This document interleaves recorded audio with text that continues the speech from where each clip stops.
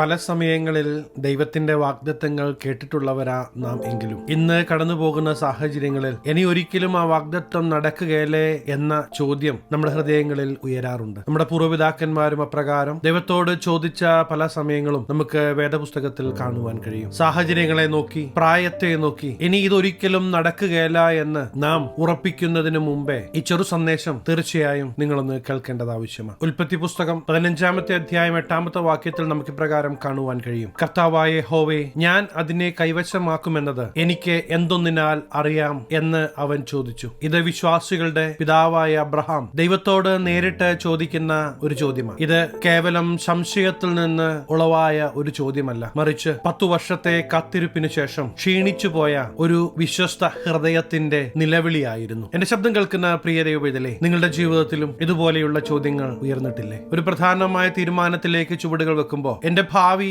ഇനി എന്താകുമെന്ന് നിങ്ങളുടെ ഹൃദയത്തിൽ ചോദ്യം ഉയർന്നേക്കാം. ഒരു ബന്ധത്തിന്റെ തകർച്ചയിൽ ഇനി എങ്ങനെ ഞാൻ മുന്നോട്ട് പോകുമെന്ന് ഒരുപക്ഷെ നിങ്ങൾ നിങ്ങളോട് തന്നെ ചോദിച്ചേക്കാം. എന്റെ ശബ്ദം കേൾക്കുന്ന പ്രിയ മാതാപിതാക്കളെ, വർഷങ്ങളായി നിങ്ങൾ പ്രാർത്ഥിക്കുന്ന പ്രാർത്ഥനയുടെ മറുപടി കാണാതെ വരുമ്പോൾ, കർത്താവേ, എന്റെ പ്രാർത്ഥന അങ്ങ് കേൾക്കുന്നു എന്ന് ഞാൻ എന്തൊന്നിനാൽ അറിയുമെന്ന് ഒരുപക്ഷെ നിങ്ങളുടെ ഹൃദയത്തിൽ ചോദ്യം ഉയർന്നിരിക്കാം. ഈ നമ്മുടെ ചോദ്യങ്ങളെല്ലാം അബ്രഹാമിന്റെ ചോദ്യത്തിന്റെ പ്രതിധ്വനികൾ മാത്രമാണ്. ഈ ചോദ്യം ചോദിക്കുന്നതിൽ നാം ലജ്ജിക്കേണ്ട കാര്യമില്ല. കാരണം ഈ ചോദ്യത്തെ ദൈവം എങ്ങനെ കൈകാര്യം ചെയ്തു എന്ന് നാം ചിന്തിക്കുമ്പോഴാണ് ദൈവത്തോടുള്ള നമ്മുടെ വിശ്വാസം ഒന്നും കൂടെ വർദ്ധിക്കുന്നത്. അബ്രഹാം ഇപ്രകാരം ചോദിക്കുന്നതിന് ഉണ്ടായ സാഹചര്യം ഉൽപ്പത്തി പുസ്തകം 15-ാം അധ്യായം 1 മുതൽ 8 വരെയുള്ള വാക്യങ്ങൾ നമുക്ക് കാണുവാൻ കഴിയും. 14-ാമത്തെ അധ്യായത്തിൽ അബ്രഹാം ശത്രു രാജാക്കന്മാരെ തോൽപ്പിച്ച് തന്റെ അനന്തരവനായ ലോത്തിനെ സംരക്ഷിക്കുന്ന ഭാഗം ഉൽപ്പത്തി പുസ്തകം 14-ാം അധ്യായത്തിൽ നമുക്ക് കാണുവാൻ കഴിയും. എന്നാൽ ഈ വിജയത്തിന് ശേഷവും അബ്രഹാമിന്റെ ഹൃദയം ഭയവും നിരാശയും നിറഞ്ഞതായിരുന്നു. ഈ സാഹചര്യത്തിലാണ് ദൈവിക ദർശനം കടന്നു വരുന്നത്. അബ്രഹാമെ, ഭയപ്പെടേണ്ട,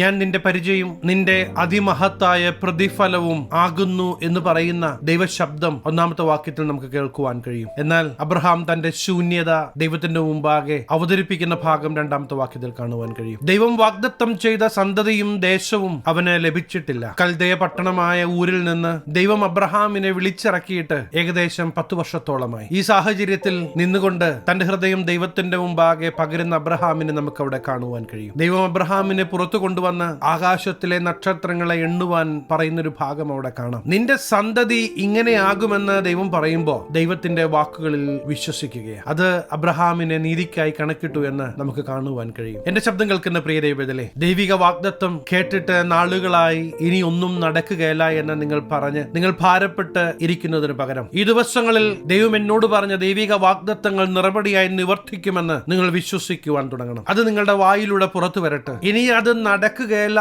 എന്നുള്ള വാക്കുകൾ ഒരിക്കലും നിങ്ങളുടെ വായിൽ നിന്ന് പുറത്തു വരല്ല, മറിച്ച് വാഗ്ദത്തം ചെയ്ത ദൈവം വിശ്വസ്തനാണ്, എന്റെ ജീവിതത്തിൽ ഞാൻ അത് കാണും, എന്റെ തലമുറയിൽ ഞാൻ അത് അനുഭവിക്കുമെന്ന് വിശ്വാസത്തോടെ നമുക്ക് പറയുവാൻ കഴിയണം. സമയാസമയങ്ങളിൽ വാക്ക് മാറുന്നവർ പലരും നമ്മുടെ ചുറ്റുമുണ്ടായേക്കാം. എന്നാൽ വാക്ക് പറഞ്ഞവൻ ഒരിക്കലും വാക്ക് മാറുകയില്ല എന്ന് ദൈവവചനം വീണ്ടും നമ്മെ ഓർമ്മിപ്പിക്കുകയാണ്. നിലവിളിച്ച് കരഞ്ഞു തീർക്കാനുള്ളതല്ല പ്രിയ ദൈവവേദലേ നിങ്ങളുടെ ജീവിതം, മറിച്ച് വാക്കു പറഞ്ഞവൻ വിശ്വസ്തനാണ് എന്ന് ഉറച്ച് ദൈവത്തിന്റെ മുഖത്തേക്ക് നോക്കി ദൈവിക നന്മകൾ പ്രാപിക്കുവാൻ നാം തയ്യാറാകേണ്ടത് ആവശ്യമാണ് എന്ന് ദൈവം നമ്മെ ഓർമ്മിപ്പിക്കുകയാണ്. അതെ, എല്ലാ സാധ്യതകളും അടയുമ്പോഴും, എല്ലാം അസാധ്യമെന്ന് ചുറ്റുമുള്ളവർ പറയുമ്പോഴും ദൈവമാണോ ഒരു കാര്യം നിങ്ങളോട് പറഞ്ഞത്, അത് നിവർത്തിക്കുവാൻ അവൻ ശക്തനാണ് എന്ന് ഇന്ന് ഒന്ന് ഉറക്കേണ്ടത് ആവശ്യമാണ്. സാഹചര്യങ്ങൾ കണ്ട് ക്ഷീണിച്ചു പോയ അബ്രഹാമിന്റെ മുമ്പാകെ വീണ്ടും ദൈവം വാഗ്ദത്തങ്ങൾ കൊടുക്കുമ്പോൾ അത് നടക്കുമെന്ന് അവൻ ഉറയ്ക്കുകയാണ്. ആ ദൈവത്തെ കണ്ണുമടച്ച് വിശ്വസിക്കുകയാണ്. ഇന്ന് ദൈവം നിങ്ങളെ സ്നേഹിക്കുന്നത് കൊണ്ടാണ് ദൈവവചനത്തിലൂടെ ദൈവിക വാഗ്ദത്തങ്ങൾ നടക്കുമെന്ന് നിങ്ങളെ ഓർമ്മിപ്പിക്കുന്നത്. അതേ പ്രിയ ദൈവത്തിലെ, ഒരിക്കലും ഒരു നിന്ദാപാത്രമായി തീരുവാൻ ഈ ദൈവം അനുവദിക്കുകയില്ല. അവന്റെ മുഖത്തേക്ക് നോക്കിയവർ പ്രകാശിതരായി. നിങ്ങളായിരിക്കുന്ന പട്ടണങ്ങളിൽ, നിങ്ങളായിരിക്കുന്ന ദേശത്ത് ദൈവത്തിന്റെ പ്രകാശം പരത്തുവാൻ പ്രിയ ദൈവത്തിലെ ദൈവം നിങ്ങളെ കണ്ടിരിക്കുന്നു എന്ന് തിരിച്ചറിയേണ്ടത് ആവശ്യമാണ്. അതെ, സാഹചര്യങ്ങൾ എന്തെല്ലാമാണെങ്കിലും എല്ലാ സാഹചര്യങ്ങളുടെ നടുവിലും പ്രവർത്തിക്കുവാൻ കഴിയുന്ന ഒരു ജീവിക്കുന്ന ദൈവമുണ്ട് എന്ന് ഇന്നൊന്ന് ഉറക്കേണ്ടത് ആവശ്യമാണ്. ന്യായാധിപന്മാരുടെ പുസ്തകം 6-ാമത്തെ അധ്യായത്തിൽ മിദ്യാന്യരുടെ ആക്രമണം കൊണ്ട് കടുത്ത ഭീതിയിലായ ഇസ്രായേലിനെ നമുക്ക് അവിടെ കാണുവാൻ കഴിയും. മിദ്യാന്യരുടെ പീഡ ഒരു സൈനിക ആക്രമണമായിരുന്നില്ല, മറിച്ച് ഒരു സാമ്പത്തിക ഭീകരതയായിരുന്നു. അവർ വെട്ടുക്കിളികളെ പോലെ കടന്നു വന്ന് വിളവെടുപ്പ് കാലത്ത് കൃഷി മുഴുവനും നശിപ്പിക്കും. ഇസ്രായേലിയർക്ക് ആഹാരമില്ലാതെയാകുകയാണ്. അവർ മലകളിലും ഗുഹകളിലും തുരങ്കങ്ങളിലും ഒളിച്ചു പാർക്കുന്ന സമയം. ഈ ഭീകരമായ നിരാശയുടെ നടുവിൽ ഗിദെയോൻ എന്ന ചെറുപ്പക്കാരനെ ദൈവം വിളിക്കുന്ന ഭാഗം 6-ാമത്തെ അധ്യായം 12 വാക്യത്തിൽ കാണുവാൻ കഴിയും. യഹോവയുടെ ദൂതൻ അവന് പ്രത്യക്ഷനായി, അല്ലയോ പരാക്രമശാലിയെ, യഹോവ നിന്നോട് കൂടെയുണ്ട് എന്ന് പറയുന്ന ഭാഗം അവിടെ കാണാം. പിന്നീട് അവൻ അടയാളം ചോദിക്കുന്നതും ദൈവം അടയാളം കൊടുക്കുന്നതുമെല്ലാം നമുക്ക് അവിടെ കാണുവാൻ കഴിയും. ഭയപ്പെട്ടിരിക്കുന്ന ഈ സാഹചര്യങ്ങളിൽ നിന്ന് പുറത്തു കൊണ്ടുവരുവാൻ ഈ ദൈവത്തിന് കഴിയുമെന്ന് അവൻ വിശ്വസിക്കുകയാണ്. അവിടെ ദൈവത്തിന്റെ പ്രതികരണം ഒരിക്കലും ശാസനയായിരുന്നില്ല, മറിച്ച് ദൈവം അവന്റെ ബലഹീനത മനസ്സിലാക്കി അടയാളം കൊടുത്ത് അവനെ ശക്തീകരിക്കുന്ന ഭാഗം നമുക്ക് കാണുവാൻ കഴിയും. എന്റെ ശബ്ദം കേൾക്കുന്ന പ്രിയ ദൈവത്തിലെ, നാം ദൈവത്തിന്റെ മുമ്പാകെ കടന്നു വരുമ്പോൾ ഒരിക്കലും നമ്മെ നിരാശപ്പെടുത്തുന്ന, നമ്മെ തനിച്ചാക്കുന്ന ദൈവമല്ല, നമ്മെ ശക്തീകരിക്കുന്ന, നമ്മെ ബലപ്പെടുത്തുന്ന ദൈവ സാന്നിധ്യം നമുക്ക് തിരിച്ചറിയുവാൻ കഴിയും. നമ്മുടെ ചുറ്റുമുള്ളവർക്ക് നമ്മുടെ ഹൃദയം കാണുവാൻ കഴിയുകയില്ല. അവർ നമ്മുടെ മുഖത്തെ നോക്കുമ്പോൾ ദൈവം നമ്മുടെ ഹൃദയത്തെ കാണുകയാണ്. നമ്മുടെ ഹൃദയത്തിലെ വേദനകൾ അവൻ അറിഞ്ഞ് അതിന് പരിഹാരം തരുവാൻ ഈ ദൈവം മതിയായവനാണ് എന്ന് നാം തിരിച്ചറിയേണ്ടത് ആവശ്യമാണ്. എല്ലാ സാധ്യതകളും അടയുമ്പോഴും, എല്ലാ സാഹചര്യങ്ങളും എതിരാകുമ്പോഴും ഇന്ന് ഒരു കാര്യം ഉറയ്ക്കണം. വാക്കു പറഞ്ഞ ദൈവത്തിന്റെ പ്രവൃത്തി ഞാൻ കാണുമെന്ന് ഒന്ന് ഉറയ്ക്കേണ്ടത് ആവശ്യമാണ്. പ്രിയ ദൈവത്തിലെ, ഇന്നെന്റെ ശബ്ദം കേൾക്കുമ്പോൾ ഈ ദൈവത്തിന് അസാധ്യമായിട്ടൊന്നുമില്ല